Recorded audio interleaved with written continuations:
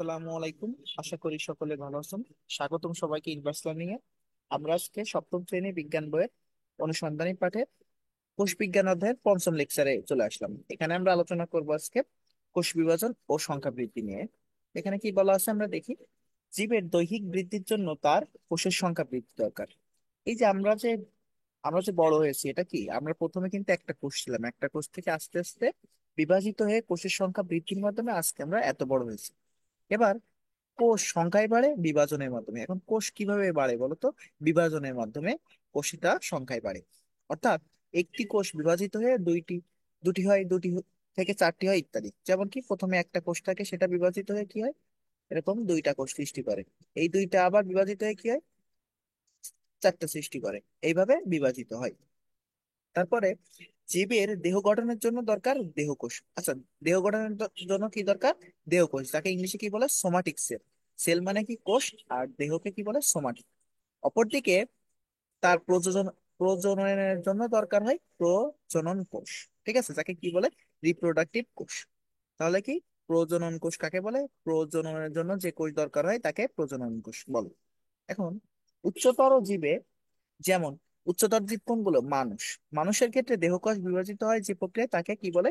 Mitosis প্রক্রিয়া। অর্থাৎ mitosis কোষ বিভাজন কাকে বলে?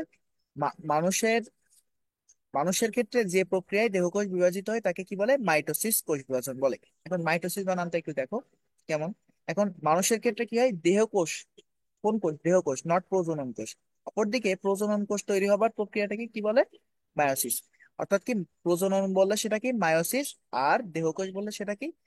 মিওসিস। তার মানে কি, আমি এখানে একটু লিখে দিই, দেহকোষ, দেহকোষ সেটা কি? মাইটোসিস। দেহকোষ মাইটোসিস। আর প্রজনন কি? প্রজনন, প্রজনন হচ্ছে মায়োসিস। এই দুইটা জিনিস আমাদের মনে রাখা লাগবে। আর এটা কি মানুষের বেলায় গেল। এখন তোমাদের যদি বলে ব্যাকটেরিয়াতে কোন কোষ বিভাজনের মাধ্যমে সেটা বংশবৃদ্ধি করে, সেটা হচ্ছে কি? অ্যামাইটোসিস প্রক্রিয়া। আমরা আস্তে আস্তে শিখবো, আমরা পরবর্তী শ্রেণীতে হয়তো বা শিখবো, অথবা নেক্সট কোনো চ্যাপ্টারে। সেটা কি কি? অ্যামাইটোসিস। অ্যামাইটোসিস। এটা কি ব্যাকটেরিয়া, ভাইরাস ইত্যাদির ক্ষেত্রে কি? অ্যামাইটোসিস। এখন আমরা একটা চিত্র দেখি এখানে। চিত্রটা আসার আগে আমরা নিচে একটু পড়ে আসি কি বলতে চাইছে। নিচেরটুকু পড়লে আমরা বুঝতে পারবো। নিচে আছে কি? অস্বাভাবিক কোষ বিভাজনের পরিণতি। এখন এই যে আমাদের যে কোষ বিভাজন, এটা স্বাভাবিকের চেয়ে যখন অস্বাভাবিক হবে তখন কি কি হতে পারে সেটা আমরা একটু দেখি। কোষ বিভাজন অত্যন্ত নিয়ন্ত্রিত একটি প্রক্রিয়া। যে কোনো জীব চাই তার কোষের সংখ্যা যেন অনিয়ন্ত্রিতভাবে না বাড়ে। শুধু সংখ্যার দিক থেকেই নয়, গুণগত দিক থেকেও কোষগুলো স্বাভাবিক বৈশিষ্ট্যের হওয়া জরুরি। যদি কোনো কোষ অস্বাভাবিক বৈশিষ্ট্য নিয়ে সংখ্যায় বাড়তে থাকে তবে তা জীবের জন্য মারাত্মক পরিণতি বেড়ে ওঠে। মানে কি, স্বাভাবিকভাবে তোমার বড় হওয়ার কথা 2 বছরে, হওয়ার কথা তোমাকে 3 ফুট, কিন্তু তুমি হয়ে গেছো 10 ফুট। এটা কি অস্বাভাবিক না? অস্বাভাবিক ভাবে হচ্ছে। এখন দেখা যাক এই অস্বাভাবিক পরিণতির কারণে কি দেখা যাচ্ছে। এরকম ক্ষতিকর পরিণতির জন্য একটি গুরুত্বপূর্ণ উদাহরণ হচ্ছে কি? ক্যান্সার। এই যে ক্যান্সার হয়, ক্যান্সার কেন হয় বলতো? এই যে কোষ বিভাজনের অস্বাভাবিক পরিণতি। ঠিক আছে, কোষ বিভাজন যদি ঠিকঠাক ভাবে না হয় সেক্ষেত্রে ক্যান্সার হয়। মাইটোসিস প্রক্রিয়ায় একটি থেকে দুটি, দুটি থেকে চারটি এভাবে কোষ বিভাজন হয়। মানে কি, মাইটোসিস প্রক্রিয়ায় আমার কোষ বিভাজন হয়েছে 2 টু দি পাওয়ার n এর মতো। যদি একটি কোষ থেকে কয়টা হবে? 2 টু দি পাওয়ার 1, মানে দুইটা কোষ উৎপন্ন হবে। দুইটি থেকে কয়টা উৎপন্ন হবে? চারটা। তিনটি থেকে কয়টা? আটটা। বুঝা গেছে? সংখ্যা বৃদ্ধি করার প্রক্রিয়ায় একটি নির্দিষ্ট পর্যায়ে কোষগুলোর মৃত্যু হয়। তাই না? সবকিছু তো মানে চিরকাল থাকে না, এক সময় না এক সময় মারা যায়। এভাবে জীবের কোষের সংখ্যার একটি ভারসাম্য রক্ষা হয়। কিন্তু যদি কোনো কারণে কোষের মৃত্যু না হয়, অথচ নতুন নতুন কোষ সৃষ্টি হতেই থাকে, তবে শরীরে টিউমার হতে পারে, যা এক পর্যায়ে ক্যান্সারের রূপ গ্রহণ করতে পারে। মানে কি, এই যে আমাদের যে কোষ, কোষগুলো কি হয়, একসময় মারা যায়। কিন্তু যদি আমাদের এই কোষগুলো মারা না যায়, আবার নতুন করে কোষ বৃদ্ধি হতে থাকে, তাহলে কি সেখানে টিউমার হয় এবং ক্যান্সারের রূপ ধারণ করে। এবার আমরা চিত্রে আসি। দেখা যাচ্ছে এই যে চারিপাশে আমাদের, এই চিত্রের চারিপাশে এগুলো স্বাভাবিক কোষ, কিন্তু দেখা যাচ্ছে টিউমার গঠন হয়েছে। দেখা যাচ্ছে এইখানে কোষের বিভাজনটা বেশি হয়েছে এবং স্বাভাবিক একটা লেভেল নেই, লেভেলের চেয়ে একটু বড় হয়ে গেছে, যার কারণে টিউমার গঠিত হয়েছে। এই টিউমার গঠন এর কোষগুলো কি করে? ক্যান্সার সৃষ্টি করে। কারণ কি, এখানে আশেপাশের কোষগুলো মারা যায়নি, বরং আরো নতুন করে বেড়ে উঠেছে। এই বেড়ে ওঠার কারণে, অস্বাভাবিক বৃদ্ধির কারণে কি হয়? ক্যান্সার সৃষ্টির সম্ভাবনা হয়। অর্থাৎ কি, ক্যান্সার কিভাবে সৃষ্টি হয়?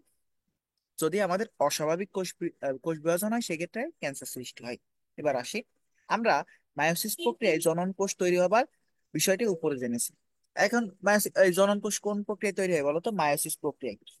জনন কোষ নির্দিষ্ট সংখ্যক ক্রোমোজোম জনন কোষে নির্দিষ্ট সংখ্যক ক্রোমোজোম থাকা দরকার।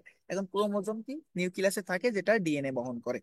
যদি কোনো কোষে স্বাভাবিকতার চেয়ে বেশি বা কম ক্রোমোজোম থাকে, তবে এসব জনন কোষ থেকে অস্বাভাবিক বৈশিষ্ট্য সম্পন্ন সন্তান জন্ম নেবে। বুঝা গেছে? উপসর্গগুলোর মধ্যে কিছু রয়েছে, যেমন ভাষা প্রকাশে অসুবিধা, বসা, হাঁটার সমস্যা ও আচরণগত আবেগজনিত সমস্যা, অর্থাৎ প্রতিবন্ধী টাইপ হবে খানিকটা।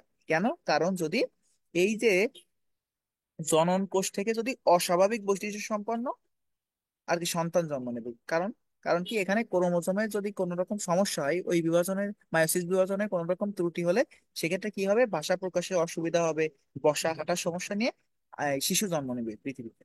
তারপরে কি, আশপাশে যাদের এরকম সমস্যা আছে, তুমিও তোমার বন্ধুরা তাদের প্রয়োজনে সাহায্য করে তোমার এলাকায় একটি পরিবর্তন আনতে পারো। মানে অনেকেই ভ্রান্ত ধারণা থাকে যে ভূত লেগে, তারপর কি জিন লেগে প্রতিবন্ধী হয়ে গেছে, আসলে কিন্তু তা নয়। এখানে কি হয়েছে? মায়োসিস প্রক্রিয়ায় জনন কোষের যে স্বাভাবিক কোষ বিভাজন হওয়ার কথা ছিল সেটা হয়নি, যার কারণে এই অবস্থা হয়েছে। এই আলোচনা থেকে বলা যায় জীবের স্বাভাবিক প্রজনন ও বৃদ্ধির জন্য স্বাভাবিক কোষ বিভাজন খুবই ইম্পর্টেন্ট। স্বাভাবিক কোষ বিভাজন কেন খুব ইম্পর্টেন্ট? কারণ কি, আমাদের স্বাভাবিকভাবে বড় হতে গেলে অবশ্যই স্বাভাবিক কোষ বিভাজন দরকার। তাছাড়া কি, স্বাভাবিক কোষ বিভাজন যদি না হয় সেক্ষেত্রে ক্যান্সার হতে পারে। তারপরে কি, এই যে বিভিন্ন রকম সমস্যা নিয়ে শিশু জন্ম নিতে পারে। এইসব বিষয় থেকে বাঁচতে আমাদের কি দরকার? অবশ্যই স্বাভাবিক প্রজনন দরকার এবং কোষ বৃদ্ধি দরকার। আজকের ভিডিওতে আমাদের এতটুকু ছিল। আমরা নেক্সট ভিডিওতে লেকচার 6-এ আমরা অনুশীলনের কোশ্চেন গুলো নিয়ে আলোচনা করবো। আশা করি তোমরা সাথেই থাকবা। ধন্যবাদ সবাইকে ভিডিওটি দেখার জন্য।